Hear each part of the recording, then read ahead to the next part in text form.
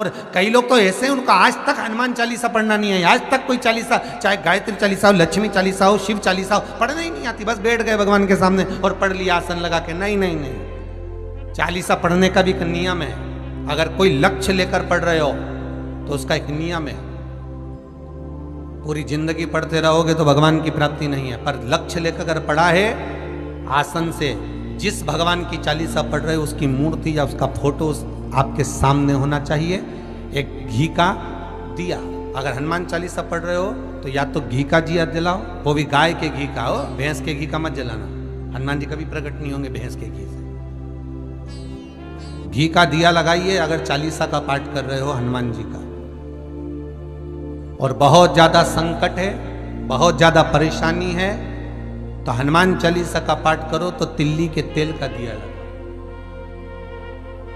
काली तिल के तेल का दिया, तिल का तेल का दिया हनुमान जी के सामने आसन बिछाकर। बहुत तकलीफ है तो 3 पाठ प्रतिदिन करो और एक आसन से जितने समय 9 बजे अगर आप बैठते हो पाठ करने तो 9 बजे ही बैठना।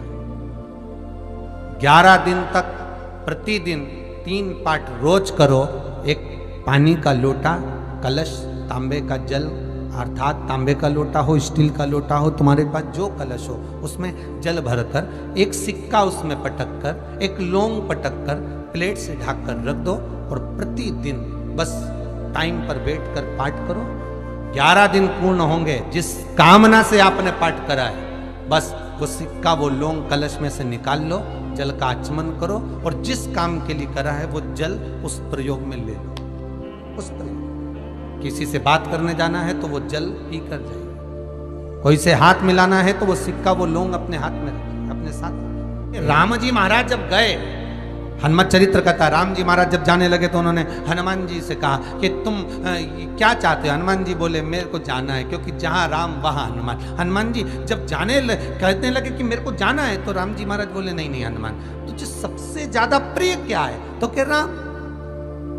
तो हनुमान तू कह रहा है सबसे ज्यादा प्रिय है, राम प्रिय है, तो एक बार जिस समय देवऋषि नारद का अपमान हुआ, विश्वामित्र बाबा का अपमान हुआ, उस समय पर एक राजा ने जब अपमान करा तो तूने उसको राम नाम लिखकर एक जगह पर बिठा दिया और कहा कि तू राम नाम जपते रहे। उसने राम नाम जपा। तब हनुमान याद कर, मेरे सम्मुख में तू खड़ा था और युद्ध होने वाला था, तो तूने क्या कहा था? प्रभु आप इसको मार नहीं सकते क्योंकि ये आपका नाम ले रहा है। राम से बड़ा होता है राम का